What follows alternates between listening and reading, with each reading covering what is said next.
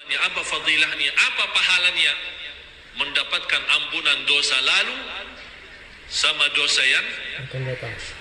tahun yang akan. Bismillahirrahmanirrahim. Assalamualaikum warahmatullahi wabarakatuh. Alhamdulillahirabbil alamin. Allahumma shalli ala sayyidina Muhammad wa ala ali sayyidina Muhammad. Sahabat teman-teman yang beriman yang insyaallah dirahmati oleh Allah Subhanahu wa taala, pada kesempatan yang sangat mulia ini mari sama-sama kita simak, kita dengarkan tausiah dari guru kita almarhum Syekh Ali Jabir tentang kedahsyatan bulan Zulhijjah, terutama di 10 hari pertama bulan Zulhijjah, terutama nanti di hari Arafah. Pada kita nanti jangan lupa puasa hari Arafah karena pahalanya sangat luar biasa, yaitu mengampuni dosa kita yang tahun lalu maupun tahun yang akan datang. Mudah-mudahan kita termasuk hamba-hamba Allah yang diampuni dosa-dosanya. Amin amin rabbal alamin. Untuk lebih jelasnya mari sama-sama kita simak tayangan berikut ini. Apa itu hari Arafah? Hari Arafah menjadi salah satu hari yang teragung di sisi Allah. Dan di hari Arafah Allah membebaskan banyak hamba-hamba dari neraka jahanam. Masya Allah. Subhanallah. Coba kalau di antara orang, di antara hamba Allah sebelum hari Arafah masih dihukum di sisi Allah sebagai ahlun nar, sebagai ahli neraka, begitu datangnya hari Arafah Allah bebaskan, diselamatkan. Walaupun antara perbedaan antara ulama, yang dimaksud bebasnya dari neraka jahanam adalah ahli Arafah yang berdiri di padang Arafah. Tapi mudah-mudahan dengan puasa kita di hari Arafah dan puasa hari Arafah tidak dibolehkan untuk orang haji. Yang non haji baru boleh puasa. Apa keutamaannya, apa fadilahnya, apa pahalanya mendapatkan ampunan dosa lalu sama dosa yang Akan datang. tahun yang akan datang. Masya Allah. Sebelum dosa sudah diampuni duluan loh. Enak ya? Tapi jangan macam-macam. Walaupun sudah diampuni depannya, kita belum berlaku dosa. Dan puasa hari Arafah bukan hanya tahun kemarin, tahun lepas, malah tahun yang akan datang. Sebagaimana di hadis yang disebutkan, Rasulullah sallallahu alaihi wasallam bersabda, "Siyamu yaumi Arafah ahtasibu 'ala Allah an yukaffira as-sanata allati qablahu wallati ba'dahu." Rasulullah sallam mengharapkan, dan kalau Rasulullah mengharapkan berarti sudah terkabul. Harapan Rasulullah sallam adalah puasa hari Arafah menghapus dosa tahun lalu sama dosa yang tahun yang akan datang. Beda sama hari Ashura. Nanti ada bahasanya. Ashura yang dimaksudnya hari 10 Muharram. Nanti ada bahasanya, berapa tahapannya, berapa macamnya, insyaAllah nanti di waktunya. Oleh karena itu Bapak Ibu yang tidak berminat berpuasa selama 9 hari. Kenapa saya bilang 9 hari? Karena hari ke-10 hari Lebaran dan tidak boleh puasa hari Id. Ya, ada 3 hari haram puasa. 3 hari haram puasa. Yang pertama Idul Fitri haram. Dan ada orang, ana lagi semangat, ana mau berbanyak amal salih, ana mau puasa hari ini. Haram, tidak boleh. Hatta imannya kayak iman siapa? Walaupun imannya sebunuh bumi, kuat iman, tinggi takwa, tidak boleh puasa hari Idul Fitri. Yang kedua, haram hukumnya puasa hari Idul Adha. Yang ketiga, puasa hari-hari tasyriq. Hari-hari tasyriq adalah hari habis Lebaran, selama 3 hari tidak boleh. Kalau hari Idul Adha tanggal 10 Zulhijjah, sebagaimana Rasulullah SAW bersabda, hari tasyriq adalah hari makan dan minum dan zikrullah. Hari-hari tasyriq, makan dan minum dan zikrullah. Di antara amalan yang perlu kita jaga selama 10 hari adalah takbir dan zikir. Sebagaimana firman Allah Subhanahu wa taala suratul Hajj, surah 22 ayat 28. Wa yadhkuru ismallahi fi ayyamin ma'lumat. Takbir itu ada dua macam. Takbir itu ada dua macam. Maksudnya takbir apa? Disebut di hadis selanjutnya yang diriwayatkan Imam Ahmad, fa'akthiru fihinna minat tahlili wat takbiri wat tahmid. Di dalam 10 hari pertama berbanyalah tahlil, berbanyalah takbir, berbanyalah tahmid. Hadis sahih diriwayatkan Imam Ahmad. Apa itu takbir, tahlil, tahmid? Yang kita suka baca di hari raya Idul Fitri. Apa yang kita baca? Allahu Akbar, Allahu Akbar, Allahu Akbar. La ilaha illallah, wallahu akbar. Allahu Akbar, walillahil hamd. Di dalam 10 hari pertama ada dua macam takbir itu. Yang tadi saya bacakan ada dua macam. Artinya ada dua waktu. Ada yang pertama takbir mutlak, umum. Tidak ada batas. Di masjid, di jalan, di rumah, di pasar. Malah di antara sahabat, sebagaimana Abdullah bin Umar, Abdullah bin Abbas, Abu Hurairah dan banyak sahabat-sahabat yang lain, yang mereka suka berzikir di 10 hari pertama Dhul Hijjah di pasar. Sekarang kira-kira bapak ibu, terutama ibu-ibu, kalau rame-rame belanja di Tanah Abang, berani rame-rame juga bertakbir di dalam sana? Jangan dianggap gila lah, stres. Masa mau bertakbir di mall? Ya justru karena mall itu tempatnya syaitan, tempatnya dosa maksiat. Yang paling dibenci oleh Allah adalah pasar-pasar. Tapi kita menyebarkan zikrullah di situ, itu sangat agung. Jadi takbir itu ada dua macam. Yang pertama takbir mutlak. Takbir mutlak artinya umum, tidak punya batas, di mana saja boleh, di waktu mana saja boleh, di masjid, di luar masjid, di pasar, di mall, di jalan. Dan ini menjadi salah satu sunnah yang tertinggal, menjadi juga salah satu ciri hari kiamat tertinggal sunnah Rasulullah. Mana sekarang kita dengar, coba kalau ada kelompok ibu-ibu majlis mana ramai-ramai ke mall, pas masuknya mall, Allahu Akbar, Allahu Akbar, Allahu Akbar. Ada apa ini? Ini dari mana ini mereka ini?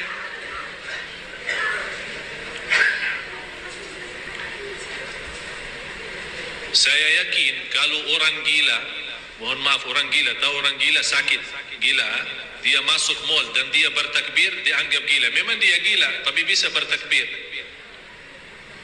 Tapi yang kita herankan orang yang dewasa, yang sudah faham, dan dia berkata saya cinta Rasulullah, mana dia? Malu. Tapi kalau sudah sering dilakukan hal itu, lama-lama menjadi kebiasaan. Daripada di setel kasetnya musik dan lagu-lagu di mall, oh ini kelompok ibu-ibu datang ini. Ini kelompok ibu-ibu takbir di mall. Nanti kita bikin satu kelompok, ini takbir di mall. Yang mau gabung silahkan daftar. Jadi kita rame-rame ke mall bertakbir. Mau dianggap sakit jiwa silahkan. Yang penting Allah Subhanahu wa taala bangga dan senang, dan Nabi kita juga bangga dan senang terhadap sunnahnya yang tersebar. Doa mall. Saya ulang lagi untuk yang belum tahu, hadis sahih diriwayatkan Imam Tirmizi. Pahalanya sangat luar biasa. Kalau masuk mall belanja, malah sahabat begitu mendengar hadis ini suka ke pasar. Tapi bukan untuk belanja, hanya untuk membaca doa ini. mendapatkan apa? 1 juta kebaikan, menghapus 1 juta kejahatan, menaikkan 1 juta derajat. Sama-sama, la ilaha illallah, لا إله إلا الله wahdahu la syarikalah, وحده لا شريك له lahul mulku له الملك wa lahul hamdu, وله الحمد yuhyi wa yumit. يحيي ويميت. Terus? Stop. Umumnya habis yuhyi wa yumit, umumnya wa huwa ala kulli syai'in qadir, itu umum. Tapi kalau yang di mall ada tambahan, habis yuhyi wa yumit, cuba ikut wa huwa وهو hayyun حي la yamut لا يموت biyadihi al-khair بيده الخير wa huwa ala kulli syai'in qadir. وهو على كل شيء قدير. Jadi di antara yuhyi wa yumit wa huwa ala kulli syai'in qadir ada tambahan wa huwa, coba sama-sama, wa huwa وهو hayyun حي la yamut لا يموت biyadihi al-khair بيده الخير wa huwa ala kulli syai'in qadir. وهو على كل شيء قدير. Itu tidak perlu ramai-ramai dan tidak perlu kerasin suara. Kalau ini untuk doa yang orang suka malu. Kalau malu kerasin suara, karena takbir kan keras suara. Ramai-ramai ke mall bertakbir dianggap stres. Udah baca doa masuk mall, insya-Allah tidak dianggap stres. Karena kita bisa baca dengan suara sendiri. Ya. Namanya doa pasar atau doa mall. Selanjutnya, yang kedua takbir muqayyad. Yang pertama apa? Takbir mutlak. Apa artinya mutlak? Umum, bebas, di mana-mana. Waktunya juga kapan saja. Yang kedua, takbir muqayyad. Artinya takbir terikat. Punya waktu tertentu. Kapan dia mulai? Seperti kalau di bulan Ramadan, kalau sudah isbat masuknya Idul Fitri, mulai kita bertakbir sampai salat Id. Betul? Tapi kalau khusus untuk bulan 10 hari pertama Dzulhijjah, takbir muqayyad mulai subuh hari Arafah. Mulai subuh hari Arafah. Itu namanya muqayyad, terikat. Artinya terikat bukan bebas, punya waktu tertentu. Habis setiap salat. Waktunya mulai subuh hari Arafah. Jadi kalau hari Arafah di Indonesia hari Kamis, berarti Bapak Ibu selepas salat subuh Anda bertakbir. Takbir yang mana? Allahu Akbar, Allahu Akbar, Allahu Akbar. La ilaha illallah wallahu akbar. Allahu Akbar walillahil hamd. 3 kali, 5 kali. Bagusnya jaga witir. Jangan hanya 2 kali atau 4 kali. Kalau mau berbanyak, diusahakan dengan witir. 3, 5, 7, 9 dan seterusnya. Ya, atau 1. Boleh dipimpin oleh imam, atau kalau Anda salat sendiri di rumah, khususnya ibu-ibu, salat di rumah, habis salat bertakbir sebelum mulai zikir-zikir yang lain yang biasa kita baca selepas salat, istighfar, Allahumma antas salam. Sebelumnya itu membaca dulu takbir itu. Mulai kapan? Salat subuh hari Arafah. Berarti habis subuh hari Arafah, habis zuhur, habis asar, maghrib, isya. Kemudian selepas salat subuh hari Idul Al-Adha. Dan seterusnya, habis salat Id. Kalau di Idul Fitri bedanya apa? Kalau di Idul Fitri, begitu selesai salat Idul Fitri tidak ada takbir lagi. Tapi kalau Idul Adha masih terus bertakbir sampai salat asar di hari yang ketiga, hari Tasyriq. Oleh karena itu, yang malu bertakbir di pasar, jangan lupa bertakbir selepas setiap fardu. Dan yang setiap fardu tidak boleh di awal 10 hari pertama. Tapi kapan mulainya? Pas hari Arafahnya yang terkait dengan salat kita. Mulai hari Arafah sampai hari yang ketiga. Berarti selama 5 hari.